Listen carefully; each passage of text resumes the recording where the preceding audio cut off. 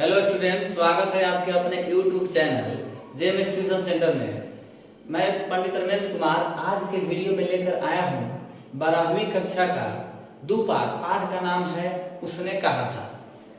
बहुत ही बढ़िया पाठ है और इस पाठ से भी ऑब्जेक्टिव प्रश्न जो बोर्ड एग्जाम में पूछते रहता है और कभी कभार ऐसे होता है कि पूछ देता है कि उसने कहा था कहानी का सारांश लिखिए। चलिए, तो इस वीडियो में हम देखेंगे कि लेखक परिचय और कहानी का सारांश कैसे हम लिखेंगे ताकि परीक्षा में हमको क्या हो जाएगा, फुल मार्क्स मिलेगा। कहा जाता है कि रख हौसला वो मंजर भी आएगा। क्या कहा जाता है कि रख हौसला कि वो मंजर भी आएगा, प्यासे के पास चलकर समंदर भी आएगा। कहा जाता है कि लहरों से डरकर कभी नौका पार नहीं होती, कोशिश करने वाले की कभी हार नहीं होती। रख हौसला के वो मंजर भी आएगा, प्यासे के पास चलकर समंदर भी आएगा। कितना बढ़िया बात है।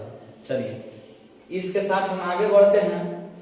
आज के उसने कहा था कहानी का लेखक परिचय जो 2024 में होने वाली है, उसमें उसने कहा था से क्या होता है कि कहानी का सारांश और लेखक का परिचय भी पूछ देता है। तो उसको हम इस वीडियो में जानेंगे कि कहानी का सारांश आखिर हम कैसे लिखे और लेखक का परिचय अगर पूछे तो उसको हम कैसे लिखे। ठीक है, चलिए आगे बढ़ते हैं। यही है, बिल्कुल अपने भाषा में, आप अपने तरह से भी बना सकते हैं। चलिए ठीक है, देखते हैं आगे। चलिए, उसने कहा था चंद्रधर शर्मा बुले के द्वारा यह लिखा गया क्या है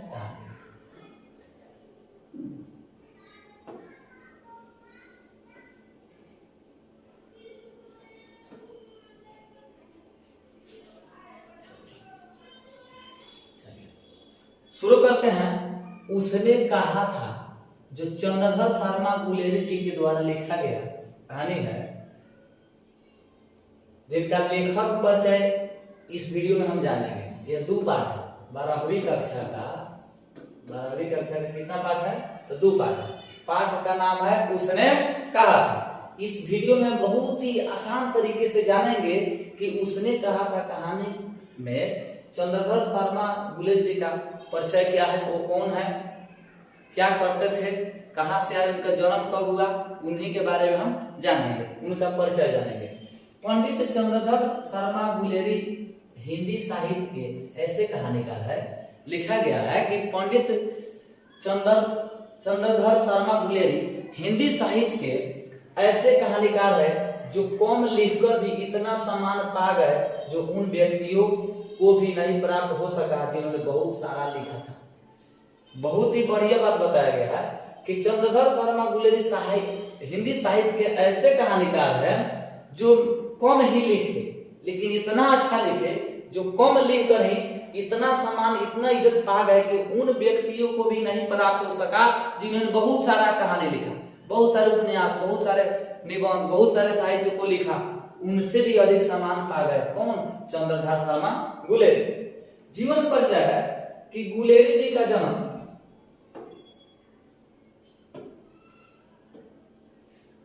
7 जुलाई 1883 को जयपुर में हुआ था।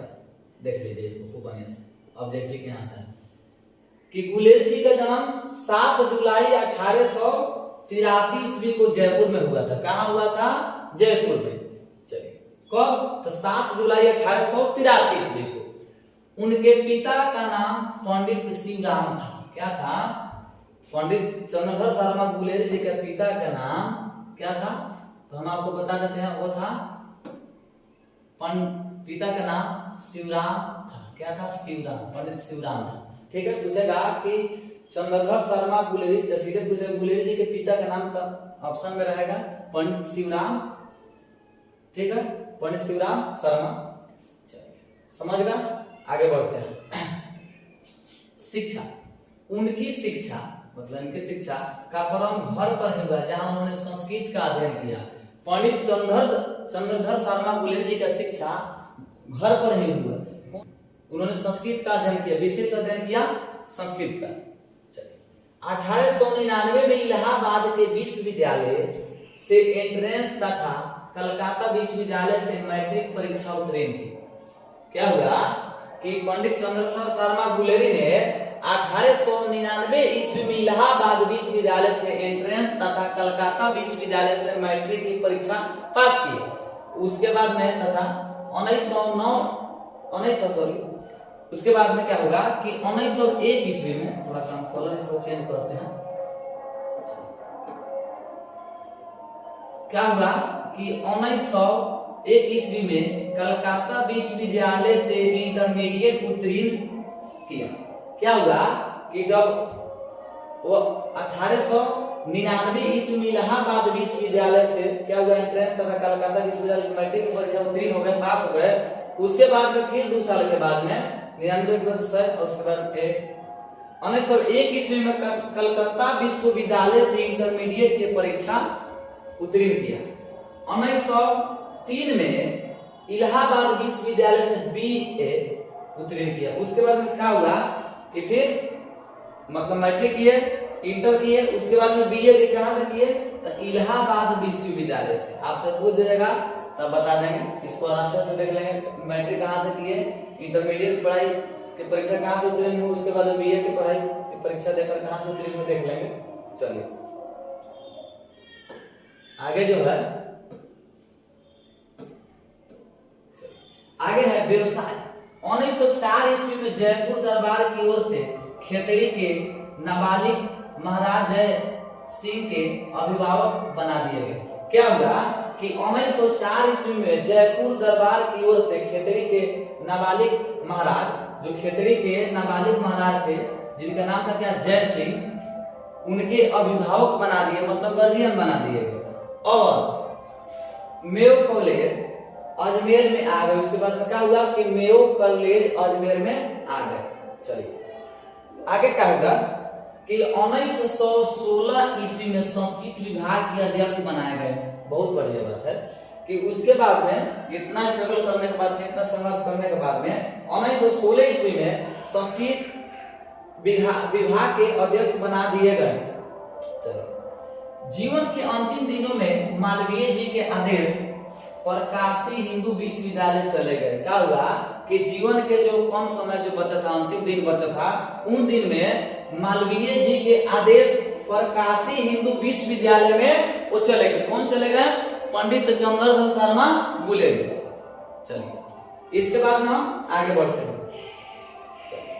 आगे निधन। क्या हुआ कि वो तो अंतिम समय में चले गए थे। उसके बाद में 12 सितंबर 1922 ईस्वी को चंद्रधर शर्मा गुलेरी जी का मृत्यु हो गया। ठीक है, चलो क्या हुआ, पूछेगा आपसे कि पंडित चंद्रधर शर्मा चाहे गुलेरी जी का मृत्यु कब हुआ था, निधन कब हुआ था, बताएंगे 12 सितंबर 1922 ईस्वी को। ठीक है, चलिए क्लियर आ रहा है। साहित्य साधना। काशी नागरिक प्रचारणी सभा की पत्रिका से जुड़े कहानी लेखक के रूप में विख्याति अर्जित की सुखमय जीवन, बुध की काटा, उसने कहा था, आपकी कहानियां। कितना है? 3 कहानियां।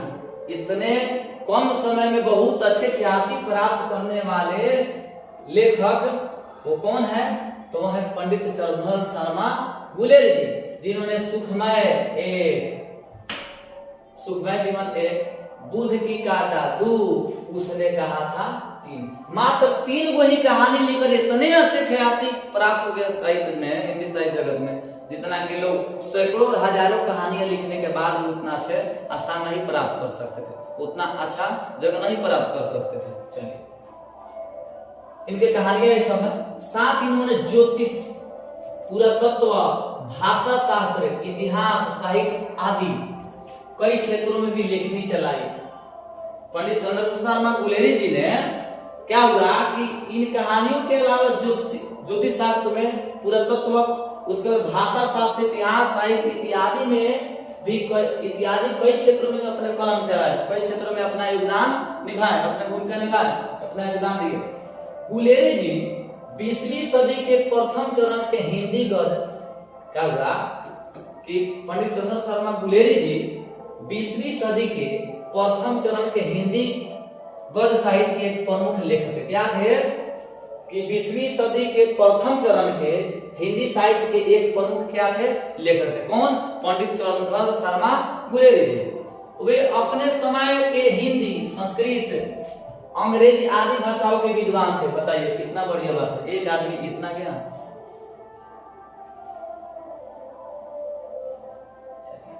क्या है कि पंडित चंद्र शर्मा गुलेरी जी अपने जमाने में क्या हुआ, अनेकों भाषा का ज्ञान प्राप्त किए थे। चलिए, जिसमें से हिंदी भी, संस्कृत, अंग्रेजी आदि भाषाओं के विद्वान थे। कमजोर व्यक्ति नहीं थे, विद्वान थे।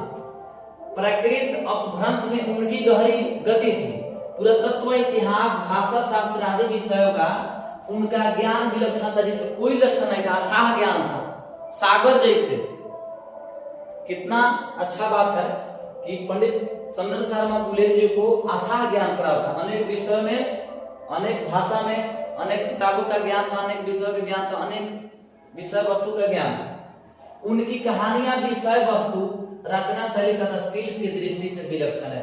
उनकी जो कहानियां थी वह कहानियां विषय वस्तु, किसी विषय के ऊपर आधारित है, किसी के जीवन पर, किसी जगह पर, या मतलब कोई भी रचना शैली तथा शिल्प की दृष्टि से विलक्षण था। उसके कलाकारी, उनके लिखने का यदि कलाकारी देखा जाए तो उनके दृष्टि से क्या था, विलक्षण, जिसका कोई लक्षण नहीं था, विलक्षण था। इतना अच्छा लिखते थे जिसका कोई जोड़ नहीं था। बहुत बढ़िया लेखक थे। कौन? पंडित चंद्र शर्मा गुलेरी जी, जिन्होंने मात्र 3 कहानियां लेकर इतना ख्याति प्राप्त कर लिए जितना कि कोई सैकड़ों हजारों कहानियां लेकर के नहीं प्राप्त कर। चलिए, पंडित चंद्र शर्मा गुलेरी जी का जीवन परिचय आप अपने पाठ को पढ़ के किस तरह से इनका जीवन परिचय निकालते हैं, कमेंट बॉक्स में दीजिएगा। जब आप मिलेंगे फिर एक अगले वीडियो के साथ, तब तक के लिए जय हिंद, जय भारत।